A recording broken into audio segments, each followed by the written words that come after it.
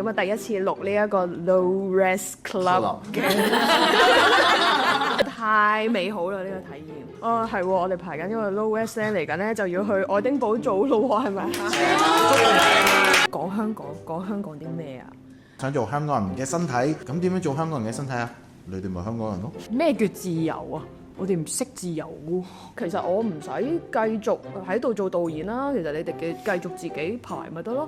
呢個去城門河探險，簡直係呢個創作嘅轉捩點啦。最正嘅地方對我嚟講就係佢到最後係大家都唔係好舒服，即係當我哋開始問呢個問題呢，佢就會突然之間有好多 inspiration。正台得嘅嚟，正台得嘅正台嚟，得嘅嚟，正台得嘅嚟，頂住正台得嘅嚟，正台得嘅頂住正台嚟，得嘅嚟，正台得嘅嚟，頂住頂住頂住。 Hello， 大家好。你頭先話唔做主持㗎？係啊，但係我想同大家打個招呼。係啊，咁我哋排緊咩戲啊？我哋而家嚇。哦，係喎，我哋排緊因為 Low West 咧嚟緊咧就要去愛丁堡做咯喎，係咪啊？半個月即係2個禮拜夠唔夠？好緊張3個禮拜。哦，1個月啦咁。係，咁我哋排咗2-3個禮拜啦，呢個 No Rest Land，咁啊第一次錄呢一個 Low Rest Club 嘅 podcast 啦。咁首先就傾下偈啦，問下大家排戲呢一個過程，你哋有啲咩感覺啊？又或者覺得排呢個 show 同之前排其他戲有咩唔同啊？今次有咩特別啊？係啊，問下你哋嘅感想先。我冇排戲，係，但係我要介紹你。哦，介紹我。你唔係主持人，我認得你。你係 No West Land 嘅導演。係啊。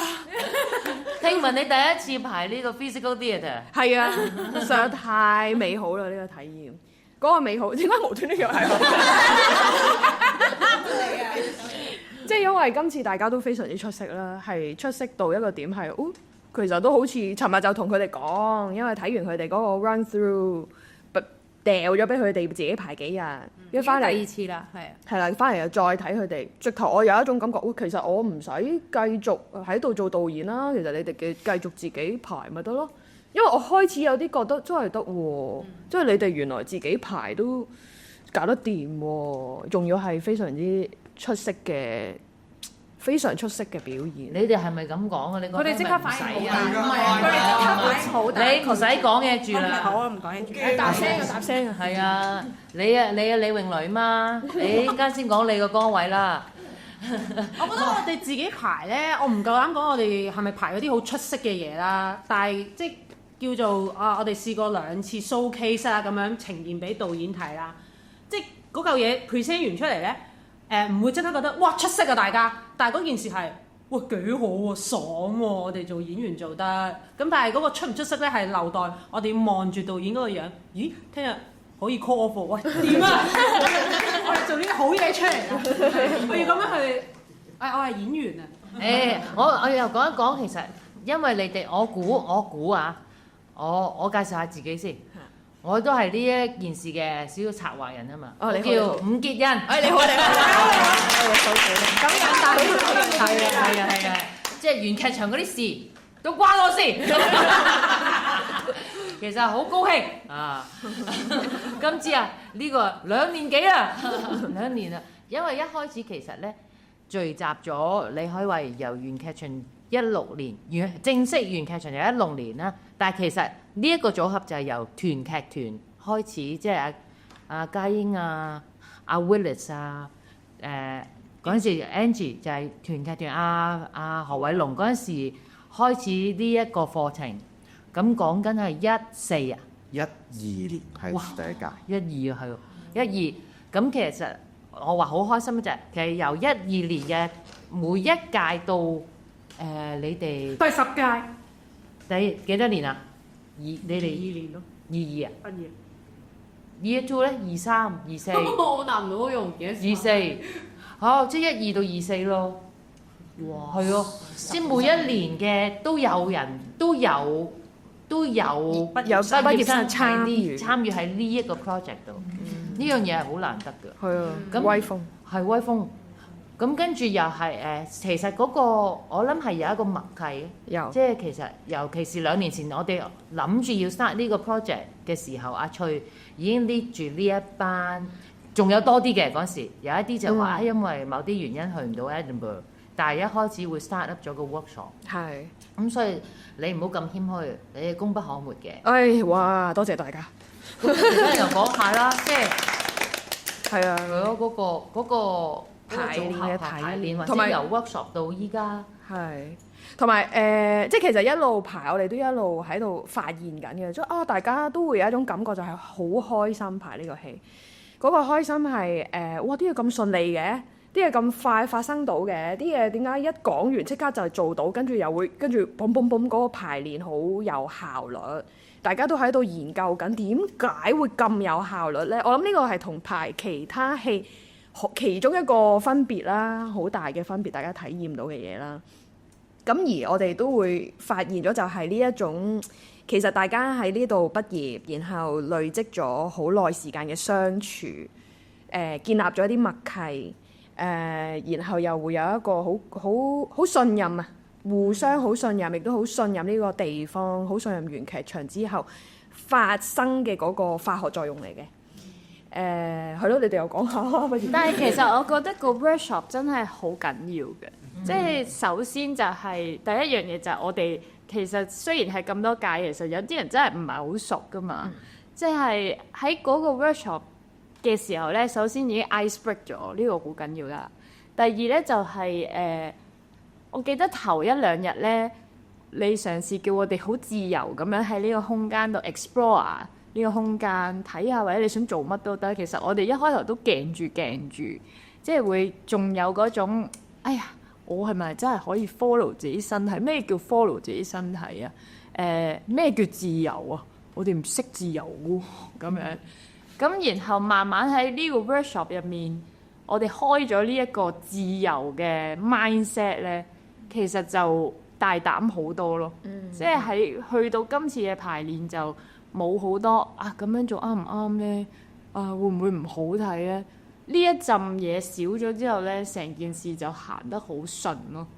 我覺得好緊要嘅。係補充少少啦，就係呢一個製作就係一個集體嘅創作啦，再加上佢係一個用形體主導啲嘅演出，即係有語言嘅部分嘅，但係主要都係身體嘅表演多啲啦。咁所以喺個 workshop 入邊咧，就係好多一啲身體一啲關於 movement 嘅一啲 exercise 啊，大家探索緊身體係一件咩事啊，咁樣開始去到而家嗰個排練，即係好多時候大家都好似要喺個過程入邊咧，要有少少拎開原本嗰種排練模式啊，即係可能原本嗰個排練模式就係有劇本，咁然後咧你就代入角色，但係今次唔同嘅地方就係，哇，原來要傾好多偈，然後咧傾完嗰個偈咧係用個身體去呈現佢出嚟嘅，咁我覺得好好玩嘅。其實我覺得呢個過程同埋有一個空間就係可能喺出面排練唔會有咁多時間俾我哋試完之後發現，呢個好似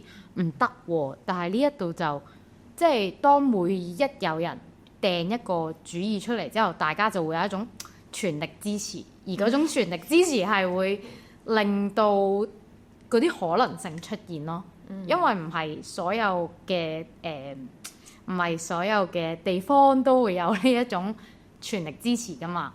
而當每一個，我覺得有一樣好重要嘅嘢就係每一個人都好願意去聆聽啊。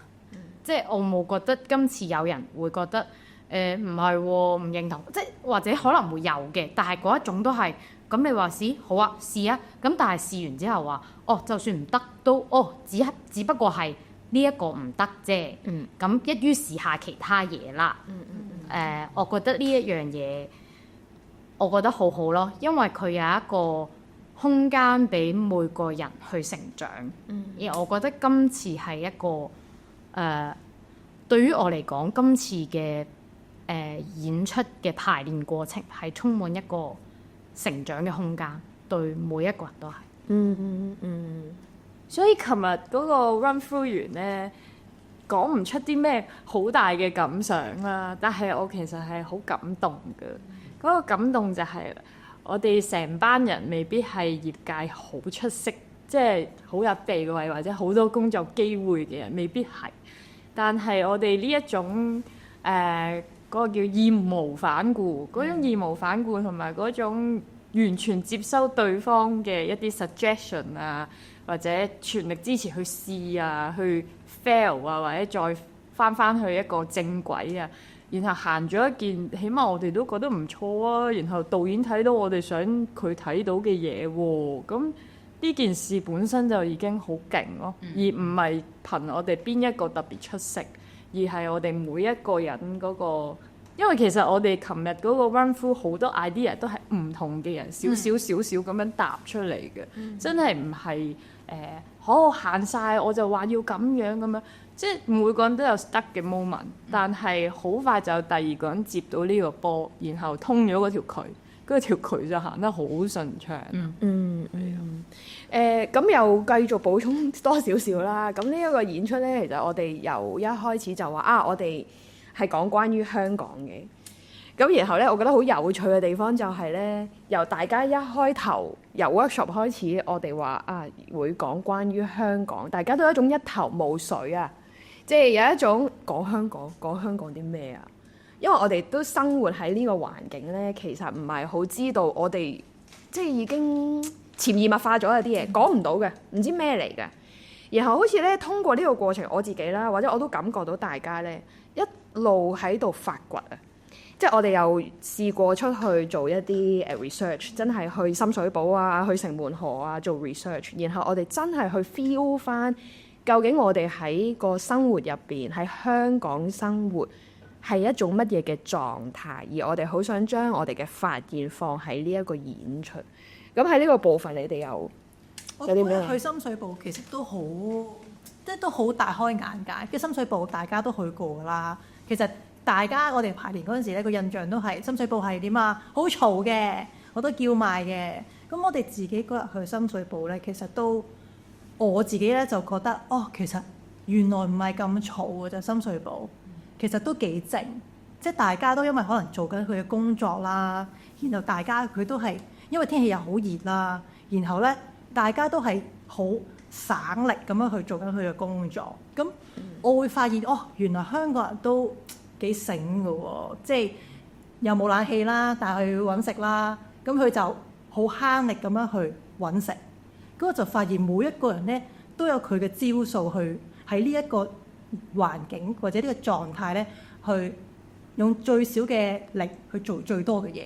我就覺得呢個係香港人嘅少少嘅精神啦，同埋其實我覺得可能外國都未必揾到一種咁醒嘅頭腦啊，我覺得。有呢個感覺咯，有啲大開眼界嘅感覺。係啊，我哋係好靈活嘅，的而且確係。我記得即係好早嘅時候排練嘅時候講嘅話就係，我哋要想做咩啊？想做香港人嘅身體展示俾人睇啊嘛。咁點樣做香港人嘅身體啊？你哋咪香港人咯，你行出嚟咪咯，唔使排㗎。即係嗰樣嘢令我覺得係喎，其實我哋唔係要好教育電視話俾你聽，香港嘅人就係忙碌，就係快速，即係唔係呢種咯，就係我哋點樣去透過我哋呢個排練揾到啦，我哋點樣用我自己身體行出嚟話俾你聽，我哋就係而家喺香港生活嘅人，我自己覺得我哋呢幾次嘅 run through 啊，其實都做咗一種嘅 fight， 做咗一種 energy 出嚟，係令我自己會覺得滿足喎。我見到香港。呢個我又好想乘勝追擊訪問下你啦，即係排呢個演出，突然間發現咗原來喺形體嗰方面咁有天分，你有咩感想咧？其實唔係突然間嘅。我又補充喎，其實真係都令我 surprise 喎！哇，嗰陣時教佢啊，我諗唔到佢都得。突然之間，一個佢，一個 Thompson。真係好有趣喺呢個過程。係啊，開心啊！咪就係即係你揾到個身體嘅自由，同埋就係頭先大家講嘅嘢，即係有啲 cliche，但就係大家一齊咯。個感覺我就係我做錯啲乜嘢幾咁搞笑或者幾咁錯都，佢哋都會 support 嘅。錯㗎，咁唔係錯啊，咪做咯。冇錯啊！你咁精彩，我又想追問落去喎，佢個精彩係喺邊咧？我有一次話佢有一種好強烈嘅表演欲啊！因為而家就冇故事，即係冇劇本啦，你冇得淨係用個台詞啦，你要用個身體啦。咁佢個表演欲咧就由佢嘅頭殼頂咧發揮到佢個腳趾尾，即係佢例如每一次行出嚟要做深水埗唔同嘅人物咧，佢係全程投入啊！佢好想扮演啊，扮演呢個角色啊，但係佢又唔講得嘢喎，又或者只可以發聲喎，咁佢就用晒佢全個身體啦，即係用佢嘅聲音又會拉搖啊，72個 Willis 出嚟，係啦，而你係會見到呢一個表演者佢好 enjoy 啊，咁就會哇好好睇咯，會覺得係啊，即係我諗就係好似啊頭先阿 Jackie 講嗰個嗰個。義無反顧，掉個身出嚟，係啊，即係個個都有，只不過好多時有時我哋都好容易靠咗語言，係，但係調翻轉咧，其實我就又再睇翻嘅時候就覺得係喎，其實一個好 powerful 嘅 tools as 身體，就算一啲聲音，好最簡單嘅方式，但係都可以講到説話。同埋其實喺香港，因為其實真係太少見到人哋嘅 full body 啊嘛，好近啊，咁所以其實用呢一個所以我覺得哇幾正！一開始同你傾嘅時候，你想點切入？即係一開始同阿翠喺度傾呢個 project 點樣去切入，用啲咩主題，用咩方式？咁又咁啱先又講愛丁堡其實咧最好嘅就少啲語言，咁變咗可以多啲觀眾，咁咁啱數啊！咁你又啱啱。又有興趣呢一個 somatic 嘅一種研究身體 connection，啱晒數啦！即係啲咩天時地利人和。哇！真係，仲要係拿起手呢一個組合，天時地利人和，同埋係好想 explore 下究竟用我哋嘅身體點樣去呈現一種環境啊！即係我可能喺 somatic 入邊學習咗嗰樣嘢就係。其實個身體同環境係掛鈎嘅，你嘅環境咧係會影響你嘅身體狀態嘅。咁我能唔能夠將我嘅身體，當我搬咗我嘅身體去愛丁堡嘅時候，都能夠呈現翻香港呢個環境咧？係好想試下同埋實驗嘅嘢嚟嘅。係有啲嘢甩唔到嘅嗬，即係香港人就係香港人嘅。即係由細你喺呢個地方，其實飲住嗰啲水。就係會有嗰一種血脈喺度嘅。係，然後喺呢個過程，我哋又傾好多偈啦。即係間唔時就會突然之間有個排練，傾咗偈先啦。即係可能傾2個鐘頭偈啊，大家分享下個生活啊，嗰啲對我嚟講都好緊要，好 fruitful 嘅。即係有一種，即係平時如果我哋排戲做嘢，就係出去咪排戲咯，咪返工咯，攞咗劇本背咯咁樣。但係突然之間有一個咁嘅空間咧，即係 share 下生活，然後我又會覺得喺呢個過程，我會更加即係唔係純粹一種 research 香港咁簡單，係從你哋身上你嘅點樣看待生活，我其實都會見到。而家我哋咁樣睇緊我哋嘅生活喎，as 香港人，因為我哋全部都係香港人嚟㗎嘛，係啊。我覺得咧，今次咧即係承接呢個，我覺得今次嘅對我嚟講咧都唔容易，因為一開頭咧，我自己覺得自己好耐冇再接觸戲劇啦，冇入劇場啦，咁所以咧，我係我有啲恐懼嘅，係啦。咁但係後尾慢慢我哋傾偈啦，跟住就分享咗出嚟啦，跟住其實係咪講出嚟就好好多咧？但係都唔係嘅，但係就我覺得大家好接納我，同埋我信任大家咯。有時我覺得自己好似俾唔到嘢出嚟，唔識創作啊嘅時候咧，咁我就話俾自己聽跟啊，係啊，咁同埋我都好想多謝大家，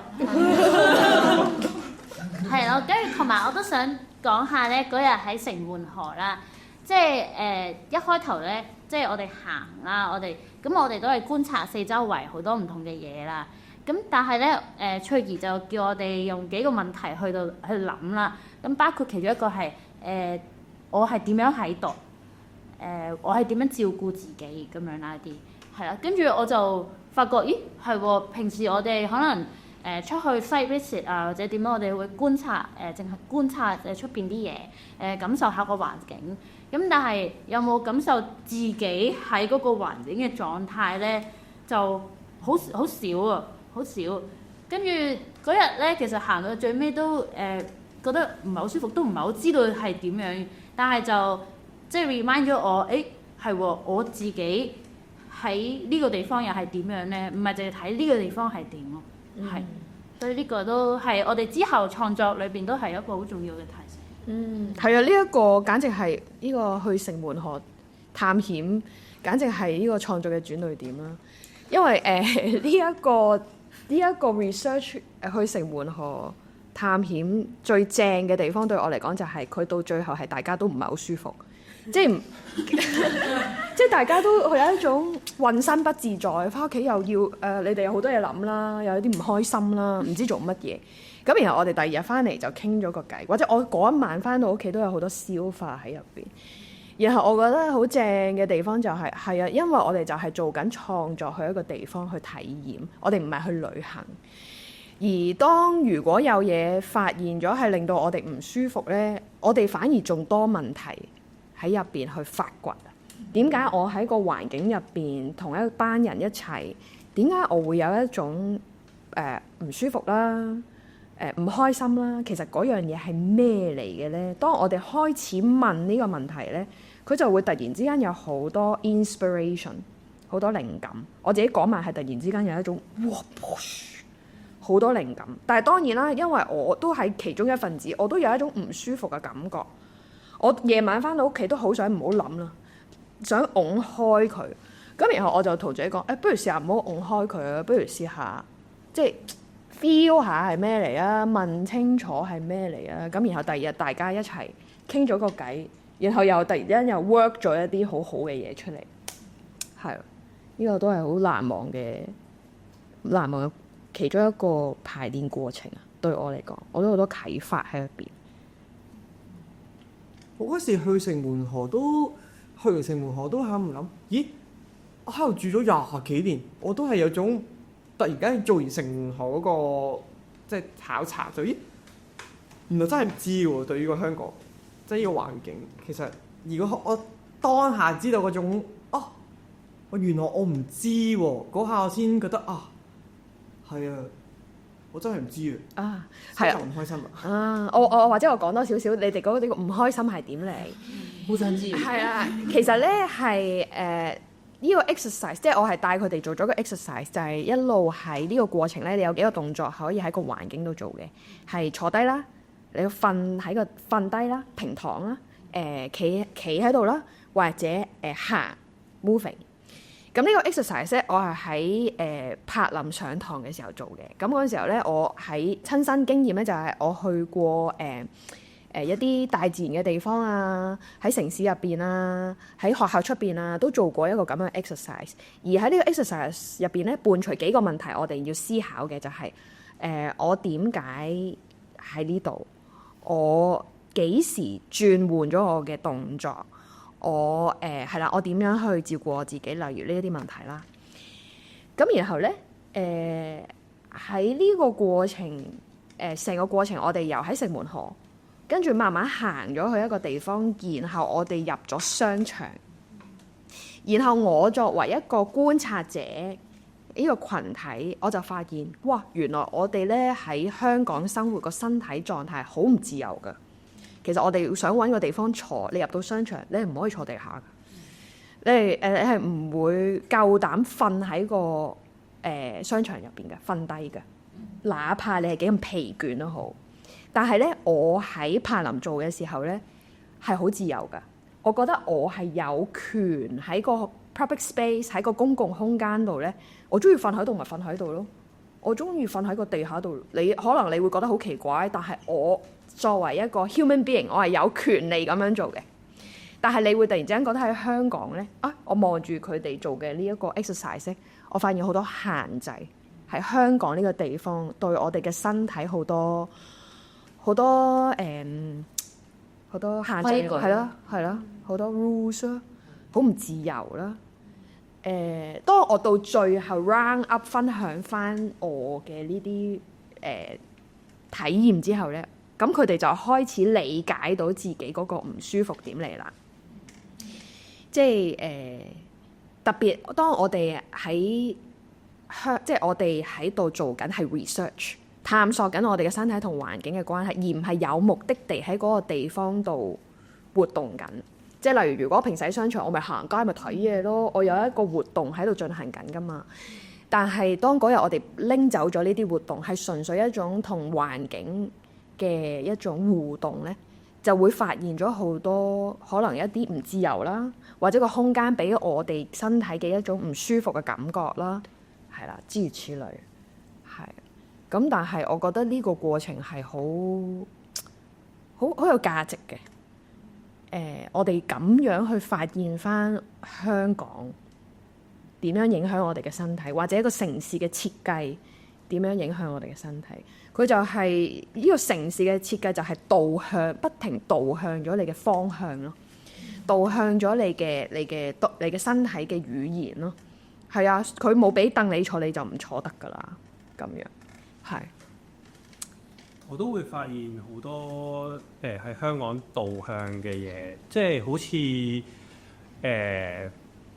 我嗰一日喺城門河，咁其實我有一刻係行上個橋面嗰度，咁就望翻落去下邊嗰啲人，其實佢哋係好有秩序、好有規矩咁樣，個個都會靠右邊行嘅。咁我其實一開始咧係望緊嗰條河嘅，咁所以我係望左邊啦。咁發現個個人咧都係迎面咁樣過緊嚟嘅，因為佢哋個個都係靠右邊行，跟住我又發現，咦，原來我行錯咗個方向喎，我要行翻去大家行緊嗰個方向去繼續行。咁當我上到橋面望翻落去，哇！大家真係好有規矩去點樣行都要安排好。咁同埋咁之後啦，咁我去咗中環咁樣。咁其實喺地鐵站入邊，你會見到嗰啲人都係安排好點樣去流動嘅，因為佢嗰個地鐵閘口根本就係安排咗邊邊係入嚟，邊邊係出去，咁所以你會見到一種好有規矩嘅流動咯。呢樣我係嗰日之後我都覺得幾深刻嘅發現咯。同埋有時嗰個有規矩嘅流動咧，係你好似因為你適應咗某種設計，你適應咗某一種嘅設計嘅時候咧，佢其實係有一個 pattern 咧，係 even 你講地鐵，我諗起我呢排搭地鐵，有時喺香港站搭去我去麗景轉車啦，嗰條東涌線啦，咁佢兩邊嗰個月台咧，嗰個列車咧，佢唔係永遠都係兩邊都會開車，佢其實淨係單邊有車會有車道嘅。咁但係咧，唔知點解另一邊咧，明明佢係唔會有車嘅，但係咧一定有好多人嚟企喺嗰度等車，終於喺繁忙時間嘅時候咧。係嗰度係，你以為嗰度係有好多，即係好似金鐘站咁樣企晒人，但係其實嗰度係唔會有車咯。然後隔離係一個職員啦，佢一路嗌咪嘅喎，即係同人講我哋咧係應該係邊個幾多號月台上車啦，然後話埋俾人哋聽，你應該點樣行嗰個路線，容易啲去到一個少人嘅地方啦。但係咧，就算佢唔係聽緊歌啊或者乜嘢咧，係好似聽唔到咁樣嘅。然後佢就會。可能因為地鐵個環境有密集，有好多 information 啦，佢就會入咗自己個世界，去可能佢唔接收嗰啲資訊住，但係咧佢就會好容易跟翻平時我哋接觸開個 pattern 咁活動咯。呢個都其中一樣，你啱啱講嘅就係我哋會 shut down 嘛，即係我哋會唔聽唔到聲咁樣，但係同時間喺我哋喺城門河嘅經驗就係，哇！其實香港好嘈，啲人原來好中意聽歌，即係咧隨身要攜帶喇叭，邊走邊聽咁樣，咩歌你都會聽到嘅。咁然後我哋呢個都係發現啊，點解我哋要咁樣充斥住我哋嘅聽覺？其實係咩嚟嘅咧？會唔會係我哋當唔能夠聽住嘢嘅時候，當我哋安靜落嚟嘅時候，其實我哋就會面對我哋自己個內在嘅一啲情感，就會好唔舒服咧。咁樣呢個都係我哋嗰日問嘅問題啦。係。阿雷，我知道你我好你相對地係最遲加入嘅一個導師啦，即係喺我有我自己底蘊咧，有一個身份俾自己嘅新聞啦，身份，我叫自己做助產士。即係任何最尾個成品之前咧，硬係要有一個隔離側邊咧，要睇住。譬如阿翠啦啦隊。任何情況，譬如呢個 moment 咧，我見到阿翠隔離係要有一個助產士喺度，即係而我見到大家，咦佢哋差唔多肚餓，係時候嗌定外賣，擺佢哋一坐低食完就可以出嚟再繼續排，即係會做呢啲咯。即係遊學團就佢哋可以點樣睇一個演出咧？佢哋可以睇完之後可以點樣誘發一個討論或者記錄低咧？即係我就會諗呢一啲方向嘅嘢。但係你又講下，我估思思老師想知道嘅就係你作為即係最遲加入嘅一個導師，你望住呢一班人呢一種創作模式或者啲佢哋嘅默契，其實你會點形容？首先好震撼我嘅。即係因為係呢個震撼，你每一日都發生嘅。每一日都發生，因為佢哋俾我印象或者合作過嘅，就係佢哋好似我成日想像佢哋係佢哋翻緊工啊，即係佢哋翻緊 IT 啊，或者係翻緊幫屋企人安鋪啊，或者係做緊其他雜務，但係佢哋會入嚟呢一度就好專注排，我覺得係佢哋行得好前啊！即係我點樣形容好咧？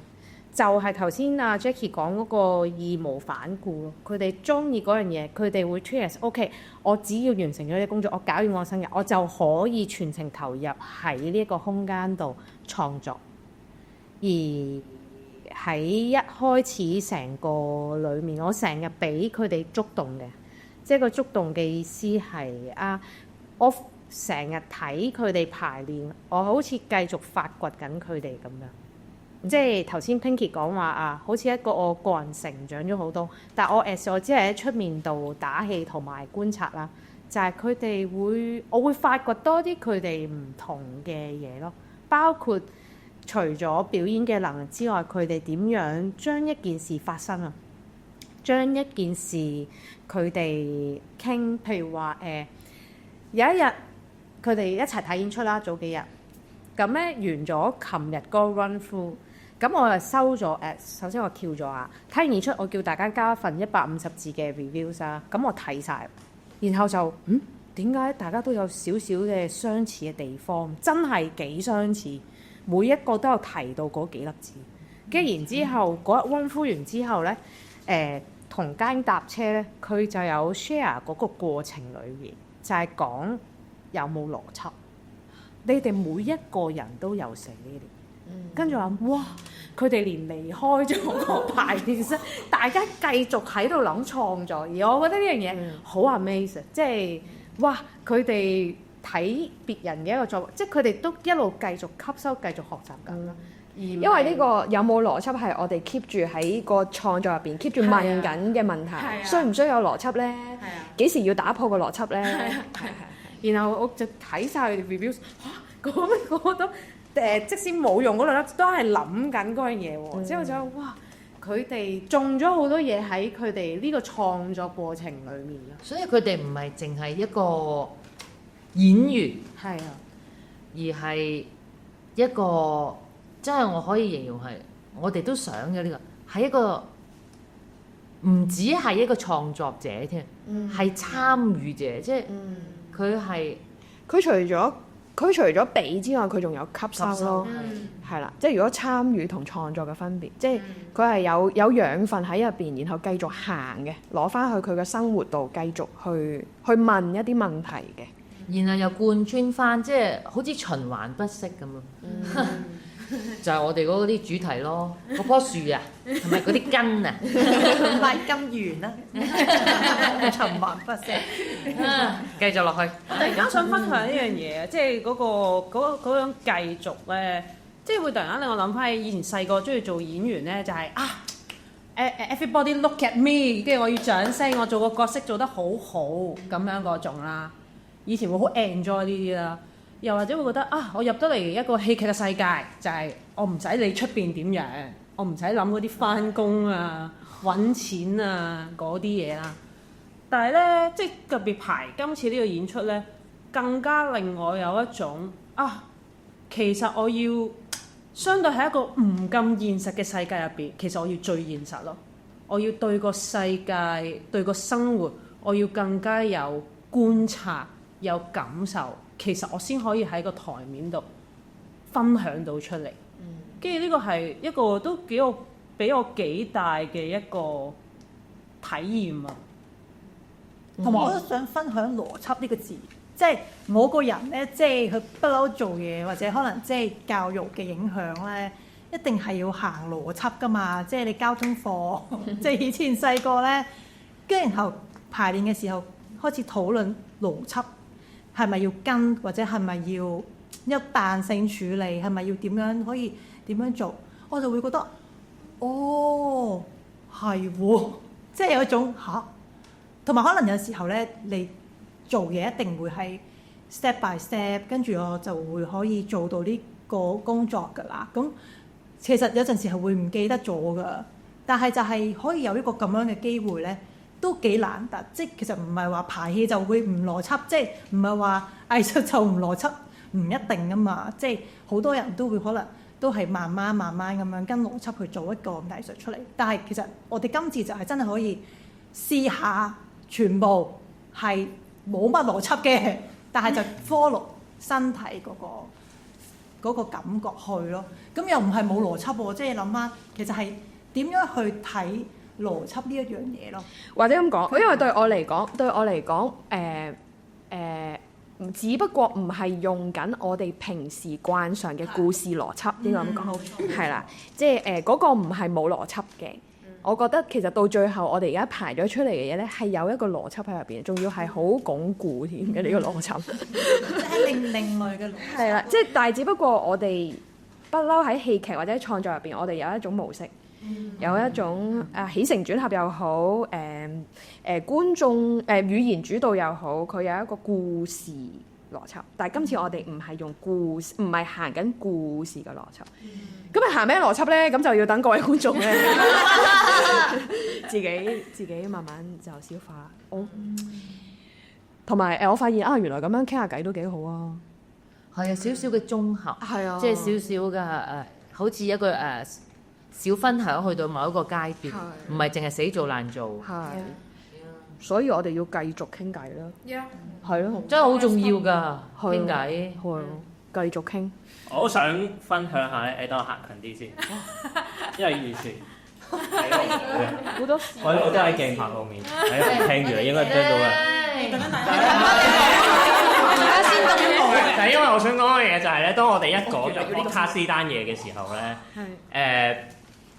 我係好有信心嘅，話爭啲想講粗口。我係好有信心嗰樣嘢係因為我覺得。呢種傾偈我哋經常會出現啦，即係無論係我哋排練嘅時候，或者定係可能 even 我哋上堂嘅時候，都會經常出現呢個傾偈啦。而我覺得呢個傾偈係好難得嘅，就係我覺得大家都會好互相信任，然後就會傾咪嚟一傾啦。我哋有咩想講嘅，我哋都可以好敢去分享。所以當我知道話我要做呢個 podcast 喎，跟住我係覺得極之放心，就係因為我相信呢個討論或者我哋呢個傾偈係有佢嘅價值啦，同埋我哋傾得好聽咯。就